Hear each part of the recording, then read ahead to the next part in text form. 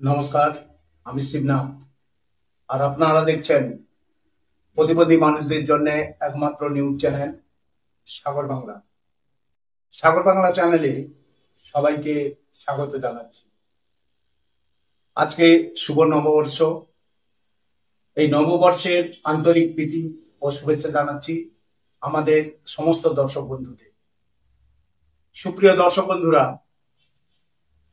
আজকে আমরা এই প্রতিবেদনে প্রতিবন্ধীদের বীমা সংক্রান্ত একটি নতুন প্রতিবেদন নিয়ে আপনাদের সামনে উপস্থিত হয়েছি। আমরা আমাদের একাধিক প্রতিবেদনে বারবার উল্লেখ করেছি, প্রতিবন্ধীরা কিন্তু ক্রমাগত বঞ্চনার শিকার।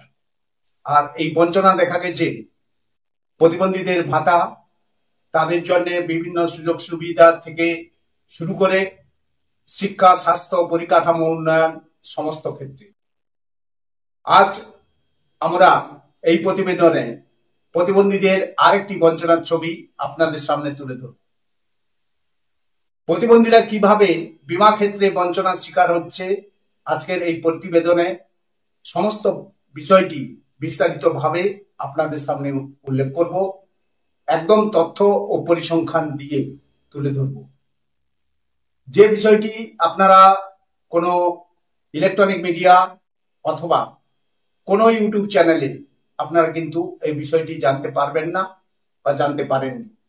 আজকে সেই বিষয়টি আমরা এই প্রতিবেদনে আপনাদের সামনে বিস্তারিতভাবে তুলে ধরব। অত্যন্ত গুরুত্বপূর্ণ এই প্রতিবেদনটি।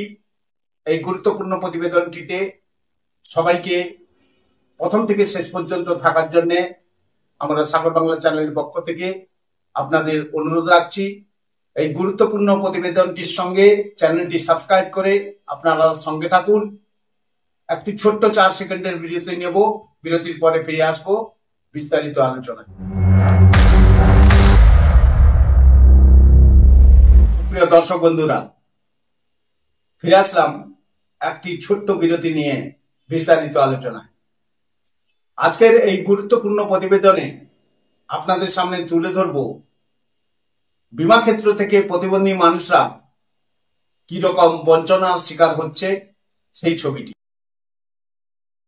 একটি জাতীয় পর্যায়ের সমীক্ষায় উঠে এসেছে যে ভারতের 82% প্রতিবন্ধী ব্যক্তির কোনো ধরনের বীমা নেই এবং 42% ব্যক্তি সরকারের প্রধান স্বাস্থ্য সুরক্ষা প্রকল্প, যেটা আয়ুষ্মান ভারত প্রধানমন্ত্রী জন আরোগ্য যোজনা সম্পর্কে কিন্তু জানেন না। গত সপ্তাহে ন্যাশনাল ডিসেবিলিটি নেটওয়ার্ক এদের একটি মিটিং হয়, যেখানে 20টিরও বেশি রাজ্য থেকে নাগরিক সমাজের প্রতিনিধিরা এবং প্রতিবন্ধী অধিকার সংস্থাগুলি উপস্থিত ছিলেন। সেই মিটিংয়ে এই চাঞ্চল্যকর তথ্যটি তুলে ধরা হয়। এই সমীক্ষাটি আয়ুষ্মান ফর অল ক্যাম্পেইনের আওতায় national centre for promotion of employment for disabled people পরিচালিত হয়। এতে 34টি রাজ্য ও কেন্দ্রশাসিত অঞ্চল থেকে 5000-এর বেশি প্রতিবন্ধী ব্যক্তির মতামত সংগ্রহ করা হয় এবং সেই মতামতের ভিত্তিতে দেখা যায় মাত্র 28% জানিয়েছেন তারা এই প্রকল্পের জন্য আবেদন করেছেন। অর্থাৎ ভারত সরকারের যে আয়ুষ্মান ভারত স্বাস্থ্য সুরক্ষা প্রকল্প আছে, সেই প্রকল্পের জন্য মাত্র 28% প্রতিবন্ধী মানুষ আবেদন করেছেন। এনসিপিডিপি এর কার্যনির্বাহী পরিচালক আরমান আলী বলেন, এই সংখ্যাগুলো শুধুমাত্র পরিসংখ্যান নয়, এগুলো এমন বাস্তব মানুষকে বোঝায় যারা প্রয়োজনীয় স্বাস্থ্য সেবা থেকে বঞ্চিত। তিনি আরো বলেন, স্বাস্থ্য বীমা প্রতিবন্ধী ব্যক্তিদের জন্য কোনো বিলাসিতা নয়, বরং টিকে থাকার জন্য এটি অত্যন্ত প্রয়োজন। যদিও দিল্লি হাইকোর্ট এই বিষয়ে একটি ইতিবাচক রায় দিয়েছে, তবুও বেসরকারি বীমা কোম্পানিগুলি এখনো প্রতিবন্ধীদের কভার করতে অস্বীকার করছে। সচেতনতার অভাব ও অ্যাক্সেসিবিলিটির অভাব একটি বড় বাধা হয়ে দাঁড়িয়েছে। আলী প্রশ্ন তোলেন, কেন আয়ুষ্মান ভারত প্রকল্পে 70 বছরের ঊর্ধ্বে বয়স্কদের জন্য নির্ধারিত কভারেজ থাকলেও প্রতিবন্ধী ব্যক্তিদের জন্য এমন কোনো শর্তহীন সুযোগ নেই কেন? এই প্রশ্নটা আমরাও সাগর বাংলা চ্যানেলের পক্ষ থেকে ভারত সরকারের কাছে রাখলাম। আয়ুষ্মান ভারতে 70 বছরের ঊর্ধ্বে বয়স্কদের জন্য নির্ধারিত কভারেজ রয়েছে, কিন্তু প্রতিবন্ধী ব্যক্তিদের জন্য এই ধরনের কোনো কভারেজের কথা উল্লেখ নেই। সুতরাং এটা যদি করা যায় তাহলে প্রতিবন্ধী মানুষদের স্বাস্থ্য কিন্তু সুরক্ষা করা যাবে বলে আমরা মনে করি। তিনি আরো বলেন, প্রতিবন্ধকতা দারিদ্র একটি ভয়ঙ্কর চক্রের অংশ। আমরা শুধু নতুন প্রকল্প চাইছি না, আমরা প্রতিনিধিত্ব ও নীতিগত পরিবর্তনের দাবি জানাচ্ছি। মিটিংয়ে যারা অংশগ্রহণ করেছিলেন তারা বলেন, স্বাস্থ্য বীমা পেতে প্রতিবন্ধীদের সামনে প্রচুর অসুবিধা রয়েছে, কাঠিন্য রয়েছে। Multiple sclerosis society of India national secretary Sandeep Chitnis বলেন, একবার প্রতিবন্ধকতা শনাক্ত হলেই বীমা পাওয়া প্রায় অসম্ভব হয়ে যায়।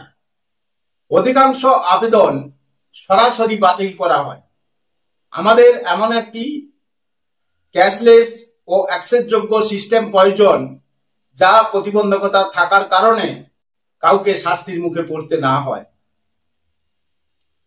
এনডিএন কেন্দ্র সরকারকে আয়ুষ্মান ভারত প্রকল্পে প্রতিবন্ধীদের জন্য শর্তহীন কভারেজ চালুর আহ্বান জানিয়েছে, কারণ স্বাস্থ্য খরচ, মুদ্রাস্ফীতি ও বীমা নীতির সীমাবদ্ধতা প্রতিবন্ধী ব্যক্তিদের আর্থিক সংকটের দিকে ঠেলে দিচ্ছে।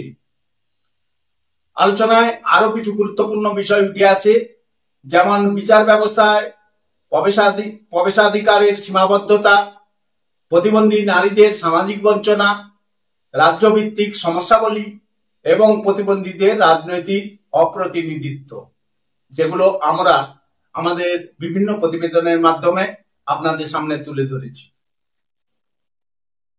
আজকে যে প্রতিবেদনটা আপনাদের সামনে তুলে ধরলাম সেটা মূলত বীমা ক্ষেত্রে প্রতিবন্ধী মানুষরা যে ক্রমাগত বঞ্চনার শিকার হচ্ছেন সেই ছবিটা আপনাদের সামনে তুলে ধরলাম। কিন্তু এটাও ঠিক, স্বাস্থ্য বীমা প্রকল্প কিন্তু প্রতিবন্ধীদের জন্য অবশ্যই নিয়ে আসা উচিত।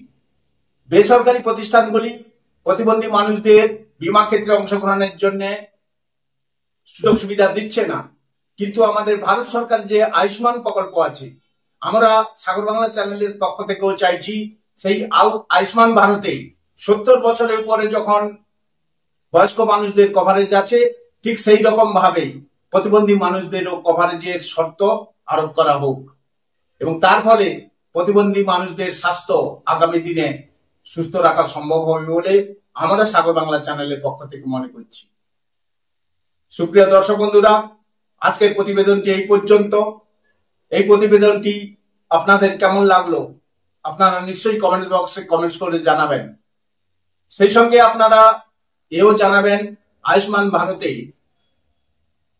প্রতিবন্ধী মানুষদের জন্য কভারেজের প্রয়োজনীয়তা রয়েছে কিনা সেটা আপনারা অবশ্যই কমেন্ট বক্সে কমেন্টস করে আমাদের জানাবেন।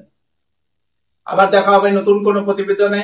আপনারা সবাই ভালো থাকবেন, সুস্থ থাকবেন, সাগর বাংলা চ্যানেলের সঙ্গে থাকবেন, কারণ সাগর বাংলা চ্যানেল একমাত্র চ্যানেল যারা প্রতিবন্ধীদের জন্য কথা বলে। নমস্কার।